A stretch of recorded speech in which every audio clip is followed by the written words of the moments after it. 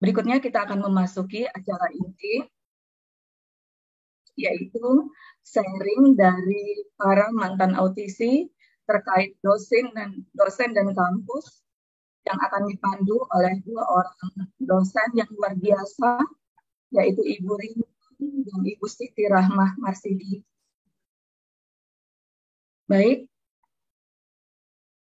Oke, kepada para host dan speaker, untuk Ibu Rini dan Ibu Siti, saya serahkan acara ini. Silakan. Baik, terima kasih. Assalamualaikum warahmatullahi wabarakatuh. Saya bersama dengan Ibu Eva hari ini akan memandu jalannya diskusi hari ini bersama dengan 6 orang narasumber kita yang sangat luar biasa. Tadi Ibu Ita sudah membacakan CV-nya ya. Tapi sebelumnya saya mau salam hormat dulu untuk Ibu Lisa dan Dr. Rudi.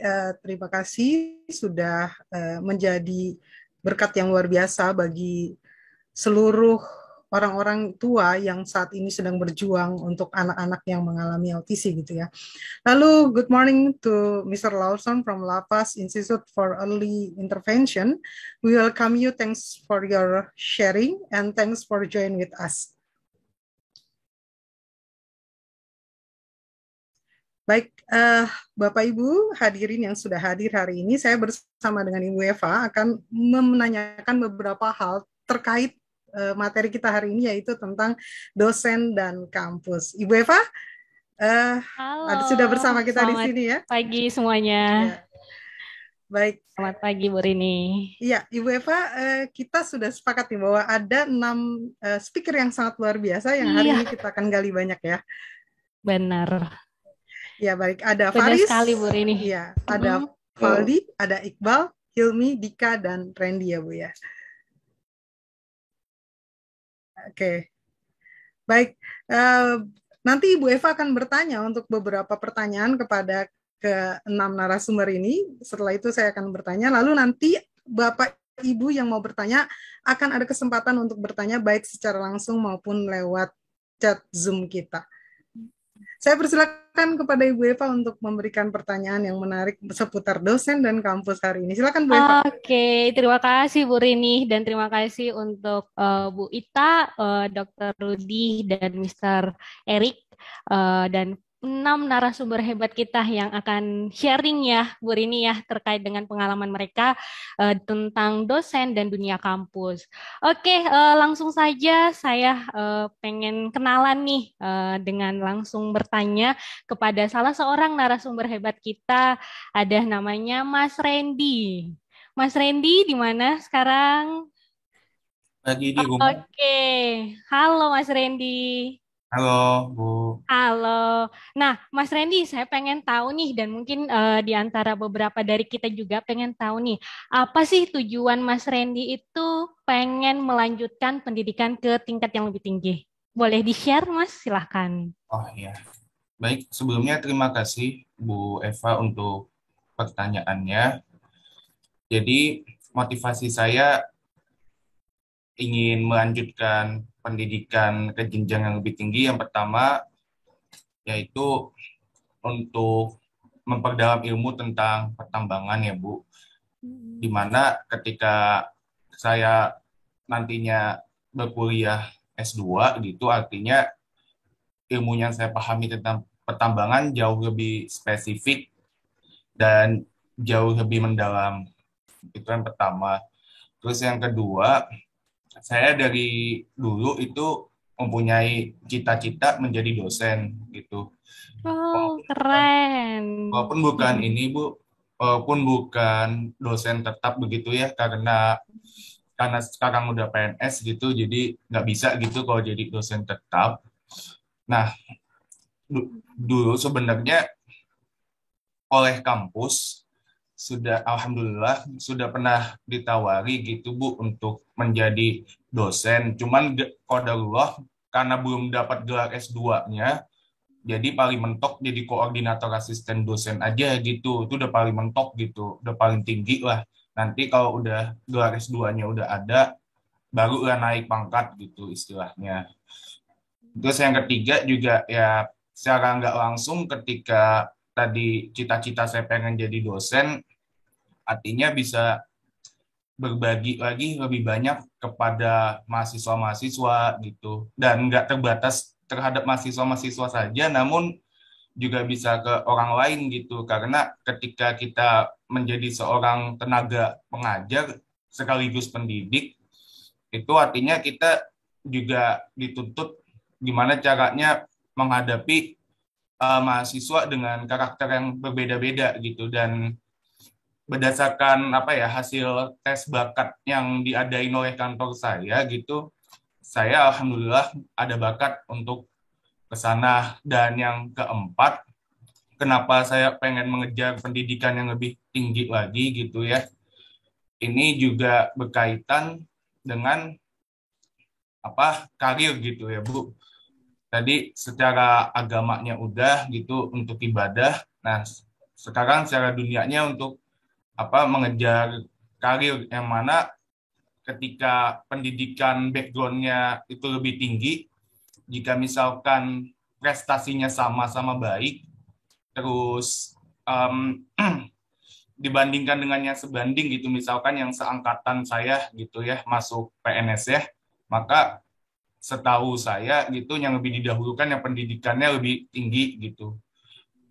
Ya, terlepas dari 4 faktor itu juga, kenapa mencari pendidikan yang lebih tinggi ya, itu untuk membahagiakan orang tua juga, membahagiakan diri saya sendiri juga, karena dengan kita berbagi, mudah-mudahan kita bisa jadi orang yang lebih bahagia dan bersyukur. Mungkin seperti itu, Bu. Baik, baik. Keren sekali, Mas Randy. Mulia sekali ya tujuannya ya. Jadi ada beberapa yang saya dapatkan bahwa motivasi Mas Randy pengen berbagi, pengen bermanfaat, dan pastinya untuk masa depan ya. Dan di sini memang kalau dalam teori psikologi punyanya Maslow ya, Bu Rini ya. Beliau ingin memenuhi kebutuhan itu, salah satunya adalah kebutuhan tertinggi yaitu Iya, aktualisasi betul. diri. Iya, terima kasih Mas Randy. Sama, Bu. Semoga Allah mudahkan ya untuk S2-nya ya. Ya. Baik, kita pindah lagi mungkin ya Bu Rini ke narasumber hebat kita yang lainnya ya. Oke, silakan Bu Eva. Silakan Bu Eva mau Baik, ke Mas narasumber hebat Hilmi. yang mana? Halo Mas Hilmi. Iya, Mas Helmi. Halo Bu. Halo. Oke, Mas, tadi saya juga sudah nanya nih ke Mas Randy. Nah, saya pengen tahu nih kalau dari Mas Hilmi sendiri, bukan Helmi ya, tapi Hilmi ya. Iya, betul. Iya, Mas Hilmi, kira-kira apa sih motivasi Mas Hilmi sehingga mau melanjutkan ke ke perguruan tinggi atau kuliah? Silahkan di-sharing. Baik, terima kasih atas pertanyaannya. Sebenarnya kalau dari saya sendiri, motivasi kuliah sebenarnya sih nggak ada motivasi khusus ya, bukan berarti tidak termotivasi, tetapi kan karena saya dulunya SMA, otomatis kan ya saya pikirannya kan ya hanya kuliah. Mungkin lebih tepatnya biasanya pertanyaannya orang-orang ke saya, kalau itu biasanya gini, mengapa saya memilih jurusan tertentu? Saya kan S1-nya dulu di fisika sama seperti S2-nya sekarang. Gitu. Jadi biasanya kebanyakan orang bertanya kenapa saya masuk departemen atau jurusan fisika gitu. Tapi enggak apa-apa sih. Cuma ya kalau mungkin saya lebih menjelaskan kenapa saya milih fisika aja sih ya, Bu. Karena kalau alasan kuliah ya saya sudah pasti waktu itu pikirannya ya udah pengen kuliah gitu. Sebenarnya kan kalau fisika tuh milihnya karena pertama dari ibu saya kan memang fisika dulunya di kalau dulu kan di IKIP namanya, kalau sekarang kan Universitas Negeri, misalkan IKIP Surabaya sekarang namanya UNESA gitu. Terus yang kedua ya memang dasarnya kan dulu matematikanya kan sebenarnya lebih bagus di matematikanya, tapi kalau diarahkan ke fisika gitu kayak bisa dapat lebih gitu loh. Karena kan memang kenyataannya saya kalau misalnya kuliah di fisika kan berarti matematika saya juga harus, maksudnya matematika saya mendukung, berarti kan bisa lebih lengkap lagi kalau saya masuk fisika. Dan memang kenyataannya seperti itu. Karena kalau kuliah fisika berarti matematikanya juga harus bagus banget. Itu sih, Bu. Baik, baik. Terima kasih Mas Hilmi. Jadi lebih ke ini ya, mengembangkan ininya ya, pengetahuan di bidang. Awalnya matematika nih, terus pindah ke fisika lebih spesifik lagi ya. Tapi sebenarnya masih berhubungan satu sama lain. Bahkan nggak bisa matematika fisika itu dipisah, udah satu Iya, jiwanya gitu. saya setuju dengan itu. Oke, terima kasih sharingnya Mas Hilmi. Oke, baik. Mungkin nggak mau makan waktu Sambil yang nunggu, mungkin saya tanya ke Hilmi nih, kan fisika itu susah tuh. Banyak yang malah menghindar gitu ya, tapi ini jadi pilihan. Tadi sudah dijelasin ya, karena nilainya bagus gitu. Itu gimana sih bisa sampai punya kemampuan yang besar di bagian yang sangat ditakuti oleh orang gitu? Saya, oh baik, langsung saya jawab ya Bu. Iya, silakan. Jadi memang saya sebenarnya ketika saya dulu bisa matematikanya bisa sangat bagus, walaupun mungkin kalau orang lain mungkin masih ada yang lebih bagus, tapi kan termasuk bagus hitungannya. Itu sebenarnya juga tidak seinstan itu, karena kan saya dulu pun juga pernah matematikanya memang jelek banget nilainya waktu SD. Jadi biasanya itu mulai diteter gitu, atau kayak dilatih dengan keras bisa dikatakan. Jadi akhirnya lama-lama ya sampai ke tahap sekarang. Cuma itu di matematikanya. Kalau fisikanya sebenarnya ya seiring berjalannya waktu, karena awalnya waktu saya dulu masuk fisika itu sebenarnya saya juga bingung, karena apakah saya benar-benar akan bisa di fisika, apakah saya benar-benar akan betah menyukai, ataupun setidaknya saya benar-benar minat untuk terus belajar. Ternyata ya seiring waktu ya menarik juga dan tidak ada masalah. Jadi ketika orang lain menganggap fisika itu beban, saya juga karena bingung alasannya mengapa saya bisa mengatakan fisika itu bukan beban buat saya. Mungkin karena sudah lama bertemu, sering belajar itu, jadi lama-lama ya udah biasa gitu. Iya, jadi karena exercise ya, latihan terus gitu ya, dan memang meminati ya Pak Hilmi ya. Minatnya itu sebenarnya yang paling faktor terbesarnya. Oke, luar biasa. Silakan Bu Eva. Iya, baik-baik. Keren ya, benar ya, orang pada menghindari matematika, fisika ini malah mendekati ya. Dan ternyata ada satu poin penting nih yang saya dapatkan, bahwa Mas Helmi awalnya nilainya katanya jelek ya pada saat masih kecil, tapi karena rutin dan intens latihan, ternyata itu bisa membantu. Walaupun dulu ada ada suatu diagnosa yang yang ibarat kata mendampingi, seperti ternyata memang bisa kayak gitu. Oke. Berarti kita ke speaker speaker hebat berikutnya. Silakan. Iya, baik. Sambil menunggu Mas Faldi connect audionya. Benar, Bu Rini. Baik, mungkin kita ke Mas Faris ya. Mas Faris. Oke, Mas Faris. Seperti pertanyaan dengan teman-teman sebelumnya, narasumber hebat lainnya yang tadi ya. Kira-kira apa nih motivasi Mas Hilmi sehingga pengen lanjut ke perguruan tinggi atau pendidikan yang lebih tinggi lagi? Bisa sharing, Mas? Silahkan. Oh, maaf sebelumnya, saya pendidikan terakhir saya itu D3. Rencananya sih saya mau melanjutkan ke S1, namun untuk sekarang ini saya masih fokus mencari kerja dulu ketimbang melanjutkan S1 dulu. Bahkan harus mengumpulkan juga biaya-biayanya untuk melanjutkan S1 dulu, Bu Eva. Baik. Baik, berarti udah lulus D3 ya Mas ya saat ini? Ya betul, saya lulus D3. Oh baik, nah itu kan termasuk perguruan tinggi ya Mas ya. Nah kira-kira nih dari SMA ke D3 apa nih motivasi Mas Helmi sehingga pengen kuliah lebih lanjut lagi, dan bahkan sekarang ada keinginan untuk lanjut S1 nih. Bisa di-sharing Mas? Dari D3 kan mau melanjutkan, rencananya sih mau melanjutkan ke S1, namun seperti yang saya bilang ya, itu itu saya harus kerja dulu, harus itu cari kerja lah, itu cari kerja, kalau nggak kerja penuh waktu ya paruh waktu ya, biar mengumpulkan dulu biayanya untuk melanjutkan ke S1. Karena sih saya pengen jadi dosen sih, cuma persyaratannya itu memang harus S1 dulu. Nah, kan saya belum pengen melanjutkan sih ke S1, namun belum ada cukup biayanya, makanya untuk sementara ini saya mau fokus dulu mencari kerja. Mas Faris ini kan asisten dosen ya sekarang. Betul. Ya. Nah itu gimana ceritanya sampai akhirnya Mas Faris dipilih menjadi asisten dosen gitu? Gimana Mas? Oh iya. Info lamaran menjadi asisten dosen itu setelah saya lulus dari PB. Di sini kan tertera tuh ada lowongan kerja pada asisten dosen. Namun saya untuk mulai asisten dosennya itu bukan pada semester yang saya baru lulus itu, melainkan semester depannya lagi, tepatnya pada tahun ajaran 2020 dan 2021 semester genap. Saya baru memulai asisten dosennya.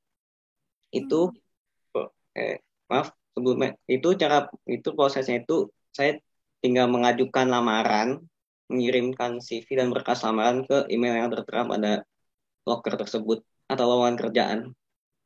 Akhirnya setelah ditunggu selama beberapa bulan lah, sekitar 3 bulanan, saya akhirnya dipilih dan sebagai asisten dosen, dan mata kuliah yang saya asisten dosennya itu mata kuliah manajemen sumber daya manusia. Itu mata kuliah yang debut saya atau pertama saya ketika menjadi asisten dosen. Oke. Berarti mengalahkan banyak orang yang lamar saat itu ya, luar biasa ya Mas Faris ya. Ya, akhirnya itu saya ditunjuk sebagai asisten dosen MSDM terlebih dahulu karena menurut saya itu lebih ringan lah, timbang lebih kompetensi. Oke. Terus selanjutnya itu saya milih yang lebih kompetensi gitu untuk semester depannya. Jadi tetap mengembangkan diri ya Mas ya, tidak terpaku dengan jadi asdos doang nih, tapi juga belajar lagi ya. Iya. Dan sekarang sudah mempersiapkan diri untuk S1 nanti ya, untuk menjadi dosen di kampus. Oke, silakan. Untuk sementara ini saya masih mau melamar kerja terlebih dahulu. Oke. Belum fokus ke S1, Bu. Mohon maaf sebelumnya. Oh iya, nggak apa-apa. Semoga Allah mudahkan ya Mas Faris ya, bisa dapat kerja dan kalau bisa nih dapat beasiswa Mas. Iya. Untuk S1-nya. Ya, mohon doanya Bu Eva, Bu Rini, semoga Mas Faris bisa mendapatkan pekerjaan yang layak dan bisa mencapai impian saya menjadi dosen dan bisa melanjutkan S1. Amin ya robbal alamin. Oke, terima kasih ya Mas Faris ya untuk sharingnya. Sekarang kita pindah lagi Bu Rini ya. Kita silakan, ke narasumber hebat lainnya, ada Mas Dika.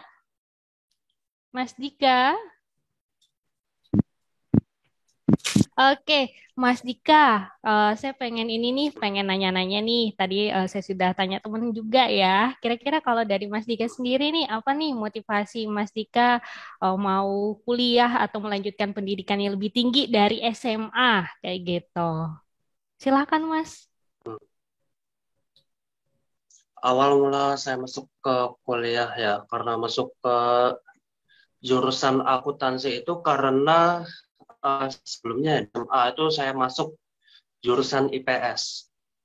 Jurusan IPS itu kan biasanya ada mata pelajaran ekonomi, ada sosiologi, ada geografi gitu. Terus itu ada mata pelajaran akuntansi.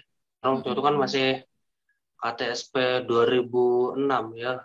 Kan saya lulusannya tahun 2015.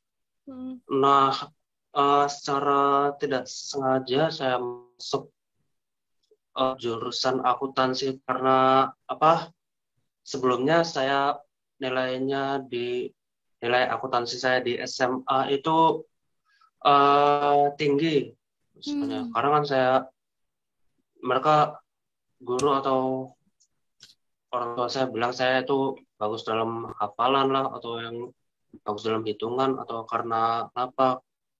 Jadi itu masalahnya kenapa saya bisa masuk ke akuntansi. Dan sebentar lagi juga saya mau ujian skripsi. Wow. Tanggal berapa Mas ujiannya? 17 Mei. Oh, 17 Mei, 3 hari lagi. Iya, kita doakan lancar dan dapat hasil terbaik ya, Bu Eva ya. Iya, amin. Semoga Allah mudahkan, lancarkan, dan berikan keberhasilan ya, Mas Dika ya. Iya, amin. Iya, baik. Terima kasih Mas. Sementara kita pindah lagi ke narasumber hebat lainnya ya. Ada Mas Iqbal ya. Iya Bu Rini ya. Mas Iqbal belum ya? Iya, betul. Yang belum. Baik. Mas Iqbal, selamat pagi. Assalamualaikum. Waalaikumsalam warahmatullahi wabarakatuh. Ya, selamat pagi untuk Bu Eva dan Bu Rini. Selamat pagi juga. Selamat pagi. Terima kasih. Oke, Mas Iqbal, bisa sharing nih, apa kira-kira motivasi Mas Iqbal pengen kuliah? Oke, terima kasih atas pertanyaannya. Untuk motivasi kuliah saya itu nggak terlalu muluk-muluk ya. Asalkan yang saya lakukan itu pertama itu asalkan lillahi ta'ala. Jadi semua aktivitas yang saya lakukan itu dilandaskan kepada Allah, khususnya untuk agama saya, agama Islam gitu, supaya kehidup eh, kehidupan serta kegiatan yang dilakukan itu akan membawa manfaat untuk yang lainnya gitu. Nah, berkaitan dengan kuliah, saya tuh sekarang ini semester 6 di Universitas Islam Negeri Sunan Ampel Surabaya di prodi matematika lebih tepatnya. Sebenarnya kalau berkaitan dengan pemilihan eh, jurusan sih sama kayak saudara Hilmi tadi, cuma saya agak berbeda dikit. Bedanya itu lebih ke begini. Saya tuh milih matematikanya itu banyak beranggapan kayak lebih menghindari gitu kan. Ya. Sama kayak saudara Hilmi tadi. Nah, itu saya tuh bedanya tuh gini. Memandang memandang matematika itu sendiri itu di sisi lain, jadi bukan matematika yang biasa kita kenal di sekolah gitu, kayak hanya kayak ngerjakan soal atau tugas-tugas gitu aja. Padahal kan kayak masih banyak hal yang indah dari matematika gitu Mas. Kemudian kaitannya dengan kampus saya di tepatnya tuh Universitas Islam Negeri itu, jadi di matematika itu sendiri tuh lebih diarahkan ke integrasi keislaman. Maksudnya apa? Nah, maksudnya itu bagaimana satu hal yang kaitan dengan matematika itu diarahkan ke dalam hukum hukum termasuk hukum Islam atau kegiatan atau hal yang berkaitan dengan Islam gitu, yang bertujuan untuk memudahkan dalam ibadah. Salah satunya itu adalah ilmu falak. Nah, ilmu falak itu sama kayak ilmu astronomi, tapi dia tuh lebih kayak mengarahkan kepada ibadah gitu. Walaupun di dalamnya juga ada perhitungan seperti matematika gitu. Eh, Kalau kenal apa perhitungan hilal, pencarian hilal itu juga bagian dari ilmu falak itu sendiri. Nah, jadi itu merupakan integrasi antara ilmu matematika dengan ilmu Islam juga gitu. Kurang lebih seperti itu. Terima kasih. Baik. Sama-sama. Terima kasih juga Mas Iqbal. Ya. Iya. Eh, Menarik ya, memang ada beberapa poin ya yang saya dapatkan bahwa narasumber hebat ini kebanyakan melanjutkan pendidikannya sesuai dengan minatnya ya Bu Rini ya. Betul. Iya, Minat jadi dan bakatnya juga Bu Eva ya. benar-benar sekali. Jadi mereka lebih terarah juga ya, dan mungkin mereka juga menikmati. Nah, nanti kita tanya, mereka menikmati nggak sih yang namanya Iya. perkuliahan ini gitu. Ya, Oke, tapi Mas sebelumnya saya Iqbal. ingatkan dulu Bu Eva untuk Bapak Ibu Saudara yang ingin bertanya kepada keenam speaker kita. Jadi bertanya kepada keenam speaker kita yang hebat ini, yaitu kepada Mas Faris, Mas Faldi, Mas Iqbal, Mas Hilmi, Mas Dika, dan ataupun Mas Randy boleh mengirimkan pertanyaannya dalam chat Zoom kita. Atau nanti bisa bertanya langsung juga ya. Jadi nanti ada sesi tanya jawab kepada keenam speaker hebat kita ini.